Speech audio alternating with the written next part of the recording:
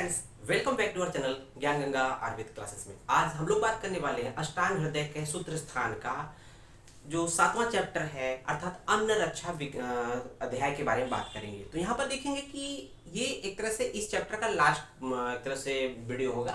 उसके बाद हम लोग 8th चैप्टर की बात करेंगे। तो यहाँ देखेंगे जो 5th पॉइंट है इस सिलेबस के अकॉर्डिंग देखें, एनसीएसएम सिलेबस जो है उसका 5th पॉइंट क्या है या 6th पॉइंट क्या है, सातवीकरण क्रम। तो यहाँ पर देखेंगे कर्म नहीं है, क्रम है, सीक्वेंस। यहाँ पर ध्यान देना है, सातवीकरण क्रम है, सीक्वेंस है कि एक यहाँ सीक्वेंस फॉलो करना है, वो भी सातवीकरण का। तो यहाँ पर जो टर्म है सातवीकरण, इसको दिया गया है क्रम का।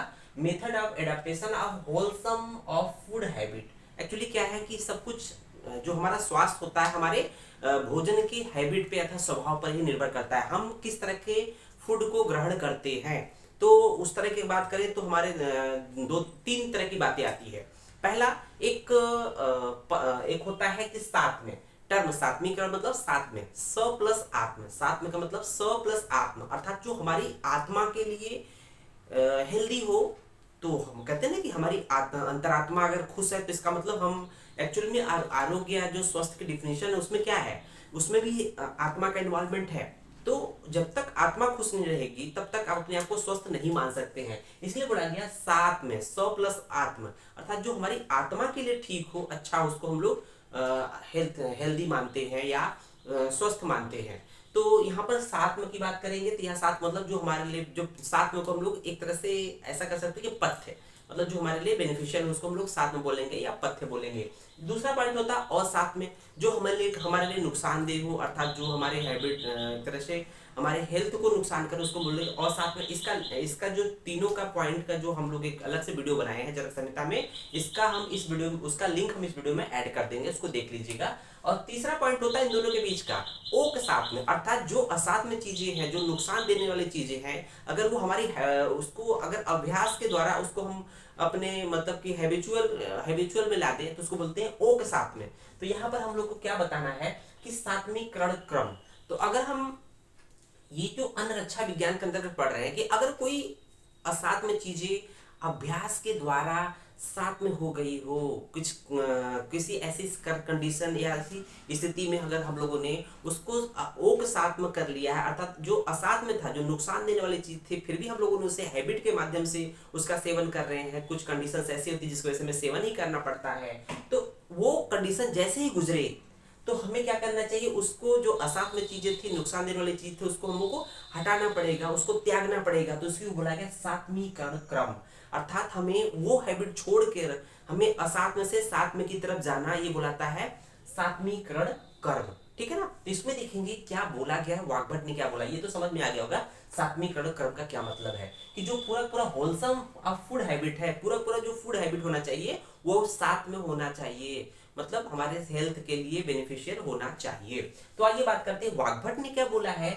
उसमें हम लोग 3 पॉइंट पढ़ेंगे, ए बी, और यहाँ पे देखेंगे ये तीसरा पॉइंट है, एक्चुअली सी है, ये सी है, हम लोगों ने इसका हेडिंग नहीं दिया है, ए बी सी। तो ए क्या कहता है, वाग्भट में ए बोला गया है में, पथ्य अपथ्य के सेवन त्याग विधि। मान लीजिए पथ्य का मतलब कि जो चीज हमारे लिए हेल्थफुल है, हेल्दी है। अपथ्य का मतलब जो हमारे लिए नुकसान देने वाली है, अर्थात असात्म है। तो वही चीज है, पथ्य का मतलब सात्म, अपथ्य का मतलब असात्म के सेवन और त्याग विधि। मान लीजिए हम लोगों ने अपनी खाने पीने की चीजों में असात्म अर्थात जो अपथ्य हम लोगों ने हैबिट में ला दी है, अब उसको किस तरह से पथ्य में कन्वर्ट किया जाए, उसका एक नियम दिया हुआ है कि हमें अपथ्य से पथ्य की तरफ चलना है। तो यहाँ पर दिया है पादीन अपथ्यम अभ्यस्तम पाद पादीन व त्यजेत।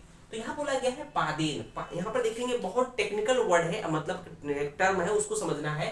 पाद का टर्म आयुर्वेद में, पाद का टर्म या पादेन का टर्म 1/4 होता है। तो इसका मतलब क्या होता है, 1/4 होता है। पाद या पादेन का मतलब 1/4 होता है। तो पादेन अपथ्यम, अपथ्य अर्थात नुकसान देने वाली चीज जो है, अगर उसका हमारे खाने पीने में हैबिट में आ गया है तो अचानक से त्यागना नहीं है, क्या करना है, जो अपथ्य चीजें अभ्यस्त हो चुकी है उसको उसका 1/4 भाग त्याग करना है। या पाद पादीन वा, तो देखेंगे पाद पादीन मतलब कि पाद मतलब 1/4 का 1/4, तो 1/4 पाद मतलब 1/4, फिर पाद का मतलब 1/4।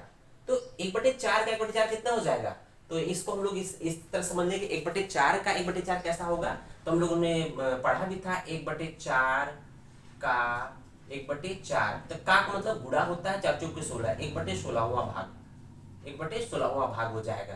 तो दो चीजें हैं, या तो पाद भाग अर्थात 1/, अपथ्य चीजों का 1/4 भाग त्यागना है या 1/16 भाग त्यागना है, ये बताया गया है। निषेवेत हितम, और जितना अपथ्य त्यागेंगे उतना ही भाग पथ्य में धारण, उतना ही भाग पथ्य का ग्रहण करना चाहिए। और ये प्रक्रिया जो ये बताई गई है, ये प्रक्रिया तद्वत एक द्वि त्रयंत्रीकृत, ये प्रक्रिया जो है कि जितना अपथ्य का त्याग करना है उतने ही मात्रा में पथ्य का लेना है, तो ये प्रक्रिया कैसे 1 दिन 2 दिन 3 दिन के अंतर पर करना चाहिए। इस तरह से हम लोग अपथ्य चीजों को त्याग कर पथ्य की तरफ बढ़ जाएंगे। तो इसका डिटेल हम लोग आपको लिंक दे देंगे इस वीडियो में, किस तरह से करना है आप उसको देख लीजिएगा। अब बात करते हैं हम लोग कि दूसरा पॉइंट है सहसा। अब इसको समझना कैसे, इसको समझ लेते हैं। जैसे हम लोग ने कहा कि हम लोग किस, जैसे आपकी डाइट 4 रोटी की है, आप मान लीजिए आप टोटल 4 रोटी खाते हो पूरे दिन में, ठीक है। सपोज करो हमें एक बार खाना है, 4 रोटी खाना है, तो वो 4 रोटी, मान हम एक एग्जांपल सेट करके चल रहे हैं कि आपको एक्चुअल में खाना चाहिए गेहूं की रोटी। सपोज करो कि आपको गेहूं की रोटी 4 खाना चाहिए, गेहूं की रोटी आपके लिए हेल्दी है, ठीक है। लेकिन गेहूं का ना मिलके आपको किसी अन्य अनाज का मिल रहा है जो कि आपके लिए नुकसानदेह है, लेकिन फिर भी कुछ ऐसी कंडीशन की वजह से आप वो अभ्यस्त हो चुका है, हैबिचुअल हो चुका है, तो उसको हमें हटाना कैसे है। तो 4 रोटी जो कह रहा है ना, 4 रोटी खाना खा रहे हैं, तो हमें जो अदर अन्न का मतलब जो गेहूं के अलावा अन्न का आपको मिल रहा है, तो करना क्या है कि उस 4 रोटी में से आपको 3 रोटी आपको देना है उस जो पहले से अभ्यास हो चुका है अपथ्य चीज जो गेहूं के अलावा है, 3 रोटी उसका रहेगा। और जब 1 रोटी आपने माइनस कर दिया अपथ्य का, मतलब 1 रोटी आपको गेहूं का ऐड कर देना है। इसका मतलब 3+1, 3 वाला जो आपको नुकसानदेह कर रहा था, 1 जो है आपके लिए फायदेमंद गेहूं हो गया। तो ये एक मतलब ये 1-2 दिन के बाद पुनः क्या करना है कि फिर अब क्या करना है कि अब दो भाग हटा देना, 2 रोटी घटा देना है अपथ्य वाला, अर्थात जो गेहूं के अलावा रोट था उसको 4 में से 2 घटा देंगे, 2 बचेगा। और 2 घटाया है ना, तो 2 गेहूं का ऐड कर दीजिए, तो 2 अपथ्य 2 पथ्य। तो इस तरह से ये 3 दिन चलेगा। तो ये क्रम है। उसी तरह से फिर एक दिन ऐसा आएगा कि आपको अपथ्य वाली 3 घटा देना है, इसका मतलब 1 भाग अपथ्य और 3 भाग गेहूं की रोटी मिल जाएगी, मतलब टोटल 4 रोटी। तो आपको हमेशा, और एक समय ऐसा आएगा कि आप जो अपथ्य की चीजें पूरा घटा देंगे और पथ्य अर्थात गेहूं की रोटी 4 ऐसे खाएंगे। तो इसको इस तरह से समझ सकते हैं, आप समझा सकते हो किसी को एग्जाम्पल देकर।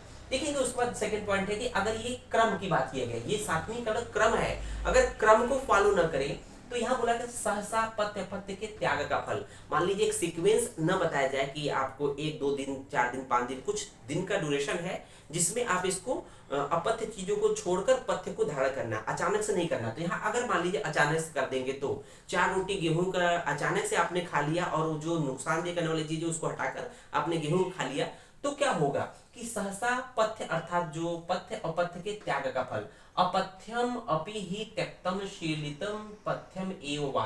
तो अपथ्य ही, अगर अपथ्य का अचानक से अपथ्य को त्यक्तम मतलब त्याग देंगे, शीलितम मतलब अभ्यास में लाएंगे, पथ्य को अगर अचानक से लाएंगे तो क्या होगा, साथ में असात में विकार आए।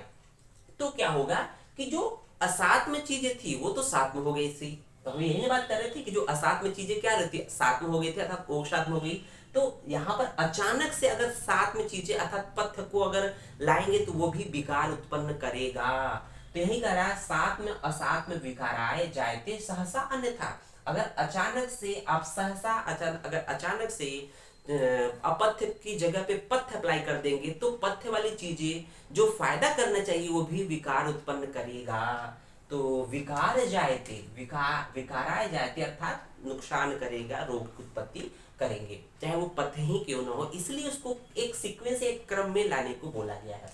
तीसरा पॉइंट वाग्भट ने बोला है इसी में कि अगर आप इसको एक सीक्वेंस में करते हैं तो ये जो सहसा न करके अगर एक क्रम में करेंगे तो क्या होगा, किस तरह से होता है, क्रमेण अपचिता दोषा क्रमेण उपचिता गुणा। तो यहाँ गुणा संतो यान्त अपुनर्भाव वम अप्रकम्या भवन्ति च।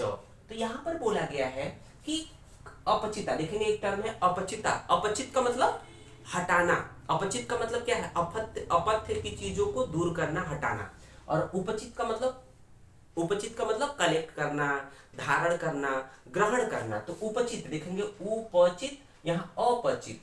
तो क्रम से अपचित मतलब त्यागे हुए दोष का, क्रम से अपचित अर्थात मतलब त्यागे हुए दोष का, और क्रमेण क्रम से ग्रहण किए हुए गुण जो होते हैं वो यांत अपुनर्भाव।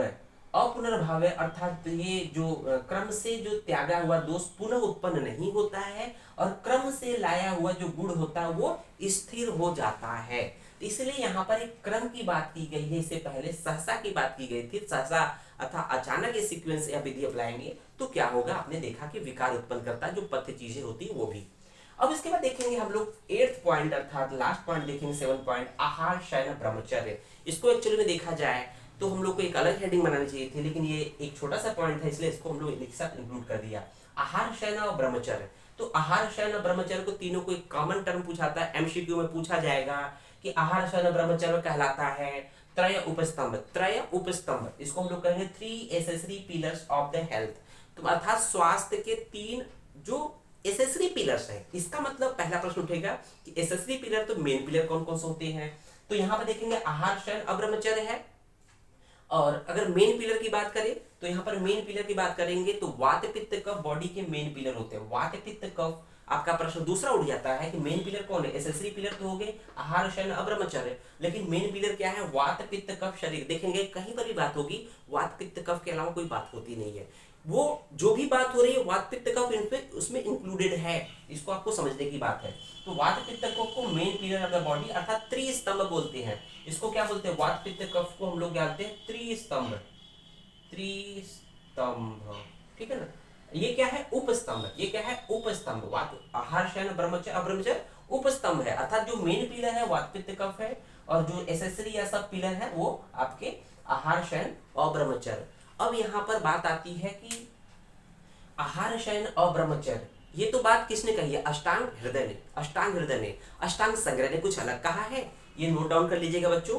तो अष्टांग संग्रह ने थोड़ा सा अंतर कहा है कि आहार शयन की जगह क्या दिया? स्वप्न बोल दिया है। शयन की जगह स्वप्न बोल दिया। आहार शयन, आहार स्वप्न अब्रह्मचर्य, इसलिए हम लोगों ने कहा शयन की जगह पर अष्टांग संग्रह ने स्वप्न बोल दिया है। बाकी सब कुछ वैसे ही है। अष्टांग संग्रह का आहार जो त्रय उपस्तंभ है, अष्टांग संग्रह का ये जो देख रहे हैं अष्टांग हृदय का है आहार शयन और ब्रह्मचर्य, लेकिन अष्टांग जो संग्रह है उन्होंने बोला आहार स्वप्न, शयन की जगह स्वप्न हो जाएगा, अब्रह्मचर्य अब्रह्मचर्य ही रहेगा। तो शयन की जगह स्वप्न बोल दिया अष्टांग संग्रह ने। अब बात आती कि चरक ने क्या कुछ अलग बोला है। तो चरक ने आहार स्वप्न और ब्रह्मचर्य बोला है। आहार स्वप्न और ब्रह्मचर्य बोला, तो ये आपको याद कर लेना है। आपको जब ये पॉइंट आएगा तो आपके तीनों के मत को रख देंगे तो आपका एक पेज आधा पेज आपका कवर कर ले जाएगा और अच्छा पॉइंट अच्छा इंप्रेशन ले जाएगा।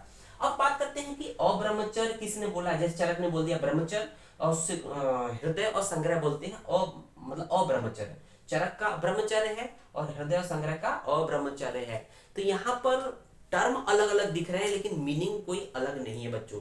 आपसे पूछा जाता है कि चरक ने क्या बोला है तो आप बोलोगे कि उन्होंने ब्रह्मचर्य बोला है, लेकिन बात आती है जब अष्टांग हृदय अष्टांग संग्रह को उन्होंने अब्रह्मचर्य बोला है। तो ऐसा नहीं है कि अब्रह्मचर्य का मतलब मैथुन नहीं करना, ब्रह्मचर्य मतलब ब्रह्मचर्य का मतलब मैथुन नहीं करना, तो ऐसा नहीं है। और अब्रह्मचर्य का मतलब मैथुन में विरक्त रहना, ऐसा दोनों का मीनिंग एक है। समझने की बात है बच्चों, कैसे समझना है, क्योंकि ये जो जिस काल में जो लिखा गया है तो वहां पर अगर वाक्चरक बोल देते कि आहार स्वप्न मतलब ब्रह्मचर्य का मतलब मैथुन नहीं करना है, तो उस समय का जो टारगेट रहता था कि हमारी ज्यादा पॉपुलेशन हो। क्योंकि हमें अगर अपने आप साम्राज्य जैसे कि होता है ना कि जब मनुष्य के लोग कम थे, मनुष्य जाति के लोग कम थे, तो उसमें पहला टारगेट होता है कि जनसंख्या बढ़ाओ, अर्थात पॉपुलेशन कंट्रोल वाली स्थिति नहीं थी, जनसंख्या बढ़ाओ वाली स्थिति। तो वहां पर ब्रह्मचर्य का मतलब ऐसा नहीं कि मैथुन नहीं करना, यहाँ पर प्रॉपर तरीके से यह है कि मैथुन को प्रॉपर तरीके से करना। जब जिस ऋतु में जरूरत है तब जिस समय जरूरत है उस समय की बात की गई है। इसका मतलब कि एक प्रॉपर तरीके से मैथुन के बारे में, सेक्स के बारे में बोला गया है। यही बात ये भी बोलते हैं कि अब्रह्मचर्य, अब्रह्मचर्य का मतलब ये भी नहीं है कि एकदम बिल्कुल उसी में विरक्त हो जाना, उसी में लगे रहना, दिन रात उसी में लगे रहना, उसी उसमें दिमाग लगा रखना। इसका मतलब कि एक प्रॉपर तरीके से ये होना चाहिए ब्रह्मचर्य। तो हम लोग अभी पढ़ेंगे तो समझ में आ जाएगा। देखेंगे आहार, स्वप्न, ब्रह्मचर्य, अब्रह्मचर्य, इसको त्रयोस्तंभ बोलते हैं, 3 accessory pillars of the health बोलते हैं। अब इसके बारे में क्या बोला है वाग्भट ने पढ़ लेते हैं कि आहार शयन अब्रह्मचर्य युक्तया प्रयोजित है। अगर आहार का, शयन का अर्थात निद्रा का और ब्रह्मचर्य, अब्रह्मचर्य के नियमों का युक्ति पूर्वक अगर प्रयोग किया जाए तो शरीरम धारते, उसका उसी तरह से हम लोग को फायदा मिलता है जैसे उसको, मतलब आहार, शयन और ब्रह्मचर्य शरीर को वैसे ही धारण करता है जिस प्रकार से शरीरम धारते नित्यम अगारम इव धारणे। तो अगार का मतलब क्या होता है? अगार का मतलब होता है जैसे मकान में, मकान का जो पिलर होता है उसको बोलते हैं अगार। मकान का जो पिलर होता है उसको बोलते हैं अगार। जिस प्रकार से मकान का मतलब पिलर होता है वो मकान को धारण करता है, उसी प्रकार से आहार, शयन अर्थात स्वप्न या निद्रा और अब्रह्मचर्य या ब्रह्मचर्य ये शरीर को धारण करते हैं। अर्थात ये स्वास्थ्य के लिए आहार, शयन, ब्रह्मचर्य बहुत जरूरी, चाहे ब्रह्मचर्य कह दे चाहे अब्रह्मचर्य कह दे। उसके बाद बात करेंगे बच्चों कि अब एक एक करके बात करेंगे, संक्षिप्त में बात करेंगे। तो यहाँ 3 चीजें, आहार है, स्वप्न है और ब्रह्मचर्य है या अब्रह्मचर्य है। तो आहार योजना के बारे में बात करेंगे। तो आहार की बात हम लोग अलग अलग जगह पे, हर जगह आहार की बात करेंगे। जैसे ऋतुचर्या में हम लोगों ने बात किया कि किस ऋतु में किस तरह का आहार लेना चाहिए। इससे पहले हम लोगों ने अन्न स्वरूप विज्ञानी अध्याय में बात किया, द्रव स्वरूप विज्ञानी अध्याय में बात किया। तो यहाँ पर अलग अलग जगह पे अलग अलग आहार की बात करते हैं। हर एक डिजीज में, हर एक बीमारी में हम लोग अलग अलग आहार की बात करेंगे। याद यह आहारो वर्णितस् तत्र तत्र च वचते, जहां जहां जैसा रेफरेंस आएगा वहां वहां हम आहार का वैसा ही वर्णन करेंगे। तो यहाँ पर तो आहार के बारे में हो गया। तो आहार का आपको हर जगह आहार के बारे में मिलेगा थोड़ा थोड़ा करके, इसलिए कहा है आहारो वर्णितस् तत्र तत्र तत्र च वचते, जहां जहां जैसा वर्णन आएगा वैसा वैसा हम आहार के बारे में बताएंगे। उसका दूसरे नंबर पे आता है बी। ये ए था, ये बी है, निद्रा की आवश्यकता।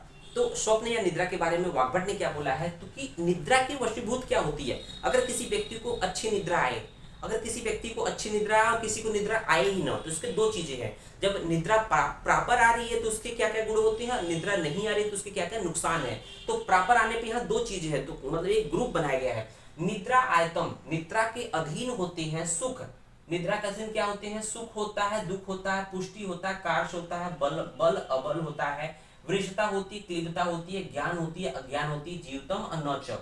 तो ये निद्रा के अधीन है। अगर अच्छी निद्रा आ रही है तो जिसको व्यक्ति को अच्छी निद्रा आ रही है, जितनी हर एक व्यक्ति की अपनी अपनी निद्रा निश्चित होती है, किसको कितना निद्रा लेना है, किस निद्रा में अपने व्यक्ति अपने आप को स्वस्थ समझता है। तो हर व्यक्ति की अपनी अपनी अलग अलग निद्रा होती है। अगर उस व्यक्ति को प्रॉपर निद्रा आ रही है तो उसको सुख, पुष्टि, सुख मतलब जो शारीरिक सुख हो, पुष्टि शरीर की पुष्टि है, वो शरीर का शरीर बलवान होगा, वो वृष होगा अर्थात मैथुन शक्ति में समर्थ होगा, उसको ज्ञान प्रॉपर होता रहेगा और वो जीवित रहेगा। अगर जिस व्यक्ति को निद्रा प्रॉपर नहीं आती है या निद्रा अच्छे से नहीं आती है तो उसके अलावा जो दूसरा पॉइंट है दुख, वो व्यक्ति दुखी रहेगा, देखेंगे बहुत स्वस्थ नहीं रहेगा। कार्स, पुष्टि की जगह कार्स हो गया, बल की जगह अबल हो गया, वृषता की जगह क्लिबता। क्लिबता का मतलब होता है कि एक तरह से मैथुन करने में असहज हो जाएगा, उसको मैथुन शक्ति खत्म हो जाती है, क्लिबता, जिसको हम लोग षंडता बोलते हैं। ज्ञान की जगह ज्ञान हो जाएगा, जीवित की जगह मृत्यु, नौच मतलब जीवित नहीं है, इसका मतलब मृत। तो ये निद्रा के अधीन है। अगर अच्छी निद्रा आती है तो ब्रैकेट वाला गोल गोल वाला पार्ट है सुख, पुष्टि, बल, वृषता, ज्ञान और जीवित। अगर अच्छी निद्रा नहीं आ रही है, निद्रा नहीं आती है तो उसके अगल में देखेंगे दुख है, कार्श है, अबल है, क्लिबता है, अज्ञान है और मृत्यु है। तो इस तरह की चीजें ये निद्रा के अधीन होती है, इसलिए निद्रा का इंपॉर्टेंस ये है, इसलिए यहाँ पर त्रय उपस्तंभ में निद्रा को रखा गया है बच्चों। अब बात करते हैं कि अकाल निद्रा का कुपरिणाम दुष्परिणाम क्या होता है। तो यहाँ पर देखेंगे 3 कंडीशन निद्रा को होती है। एक तो प्रॉपर निद्रा के अलावा 3 कंडीशन होती है। एक तो अकाली, मतलब जिस समय निद्रा नहीं लेनी चाहिए उस समय आप निद्रा लेते हैं, और मतलब किसी किसी ऋतु में बोला गया निद्रा लेने को, आप उसमें नहीं लेते हो, या जिस ऋतु में निद्रा नहीं लेना चाहिए उसमें आप लेते हो निद्रा। दिन में की बात कर रहे हैं, रात में तो सोना ही चाहिए, दिन की बात कर रहे हैं। तो यहाँ पर देखा है अकाल, मतलब कि अपने समय से निद्रा न लेना, या अति प्रसंग अर्थात अधिक मात्रा में निद्रा लेना, एक प्रॉपर निद्रा के अलावा ज्यादा मात्रा में लेना। तो यहाँ 3 कंडीशन है, अकाल असमय निद्रा लेना, अति मतलब ज्यादा निद्रा लेना, और तीसरा न च बिल्कुल निद्रा नहीं लेना, निद्रा न च निद्रा निषेवित सुख आयुषी पराकुर्यात काल रात्रि वापरा। तो ये तीनों क्या करते हैं कि सुख और अगर जो व्यक्ति जो है प्रॉपर निद्रा लेता है तो क्या करते हैं कि वो सुख और आयु को धारण करता है, सुख आयुषी, है ना।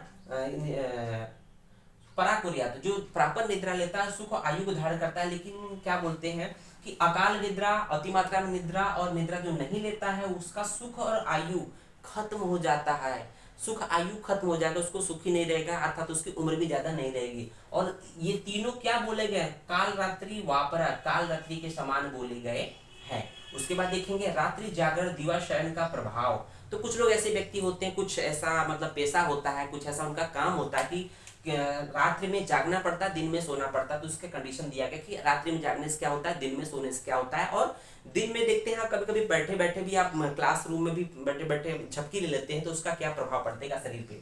तो रात्रो जागरण रुच्छम, रात में जागने से शरीर में रुच्छता आती है। आप देखते होंगे कि एग्जाम के दिनों में शादी बारात की वजह से या किसी भी वजह से अगर रात में जगना पड़ता है तो क्या होता है, शरीर में रुच्छता आ जाती है। रुच्छता का लक्षण दिखता है शरीर में कि जैसे चिड़चिड़ापन आ जाएगा और एक अजीब सी स्थिति, मन की स्थिति हो जाएगी, और यहाँ तक कि आपका मल का त्याग प्रॉपर नहीं होगा, कॉन्स्टिपेशन मतलब मल का त्याग प्रॉपर नहीं होगा। तो ये उसके कंडीशन लक्षण है, वात का प्रकोप होना। रात्रि में अगर जागते हैं तो वात का प्रकोप हो, इसकी वजह से रुच्छता आ जाती है बच्चों, और मल का त्याग प्रॉपर, पेट साफ नहीं होगा। इसके बाद देखेंगे स्निग्धम प्रस्फुटम दिवा, अगर दिन में सोते हैं तो शरीर में स्निग्धता आ जाती है।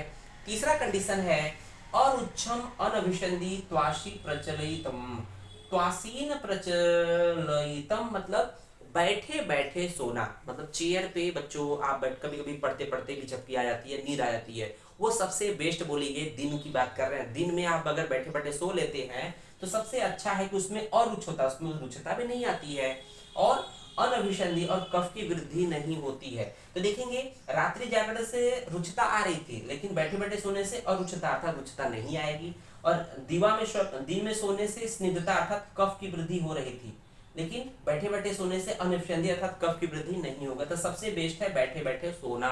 कभी कभी जो झपकी लेके ना वो पूरी पूरी ताजगी आ जाती है, फिर से पढ़ लेते हैं आप। तो ये बात कही गई है। थर्ड पॉइंट हम लोग बात करेंगे शी, ये त्रयस्तंभ का तीसरा पॉइंट है, ब्रह्मचर्य या अब्रह्मचर्य की बात कर रहे हैं। तो यहाँ देखेंगे ब्रह्मचर्य रति, ब्रह्मचर्य में लीन, ब्रह्मचर्य में लीन, ब्रह्मचर्य रति मतलब ब्रह्मचर्य में लीन, ग्राम में सुख निष्पृष्ट तमस, ग्राम में मतलब हो जाएगा मैथुन, ग्राम का मतलब होता है संभोग, जैसे कहते हैं ना ग्राम में जीवन व्यतीत कर रहे हैं, मतलब आप शादीशुदा लोग हो, पारिवारिक जीवन व्यतीत कर रहे हो, इसका मतलब संभोग सुख ले रहे हो, संभोग सुख से विरक्त, ग्राम सुख निष्पृत, निष्पृत मतलब विरक्त, संभोग सुख से विरक्त जो चेतस अर्थात जो मन होता है, और निद्रा संतोषम तृप्तस स्व कालम न अतिवर्तते, और साथ ही साथ जो संतोष तृप्तस अर्थात मैथुन संभोग सुख से जो संतोष या जो तृप्ति मिलती है, उससे जो तृप्त व्यक्ति जो होता है उसकी निद्रा स्वम कालम न अतिवर्तते, उसको निद्रा समय पर आती है। कहने का मतलब कि आपने देखा होगा, आपने अनुभव किया होगा, इसमें कोई शर्म की बात नहीं है। एक उम्र के बाद शरीर को कहीं न कहीं मैथुन की आवश्यकता होती है। अगर जो शादीशुदा लोग हैं उनके लिए मैं बात करता हूँ कि जो शादीशुदा लोग होते हैं बिल्कुल रिलैक्स रहते हैं, क्यों? क्योंकि ये समय समय पर उनकी मैथुन प्रक्रिया होती रहती है, संभोग सुख प्राप्त करते रहे, चाहे स्त्री हो चाहे पुरुष हो, तो उनके लिए निद्रा कोई डिस्टर्ब नहीं करती है। यही बताने की कोशिश कर रहा है, ब्रह्मचर्य या अब्रह्मचर्य की बात कर रहे हैं। अब उसके बाद बात करेंगे कि स्त्री प्रसंग का समय, मतलब किस ऋतु में कितने कितने दिन के अंतराल पर एक तरह से संभोग करना चाहिए, मैथुन करना चाहिए, वाग्भट ने बताया है। स्त्री प्रसंग का समय सेवेत कामतः कामम तृप्तो वाजीकृत हिमे। तो यहाँ देखेंगे 3 कंडीशन होती है। 6 ऋतुएं हैं, लेकिन उसको हम लोग 2-2 ग्रुप में बांटना, टोटल 3 ग्रुप में बांट देंगे। तो यहाँ पे देखेंगे कि हिम अर्थात हिम का मतलब ठंडी ऋतुएं जो होती है, शिशिर और हेमंत में प्रतिदिन मैथुन करने को बोला वाग्भट ने, लेकिन वाजीकृत औषधियों के साथ, वाजीकरण औषधियों को धारण करके आप प्रतिदिन मैथुन कर सकते हैं, क्योंकि प्रतिदिन मैथुन करेंगे तो आपको एक्स्ट्रा एक तरह से मैथुन को बढ़ाने वाले या शुक्र को उत्पन्न करने वाले औषधियों की आवश्यकता पड़ेगी, इसलिए वाजीकरण औषधियों की बात की है। तो प्रतिदिन मैथुन करना है। तो शिशिर ऋतु ठंड की ऋतु होती है, उसमें आवश्यकता होती है कि ठंड न लगे, या फिर वो नेचुरल तरह से रिक्वायरमेंट है कि शिशिर ऋतु अर्थात हिम में अर्थात शिशिर हेमंत में नित्य वाजीकरण औषधियों के साथ मैथुन करना है।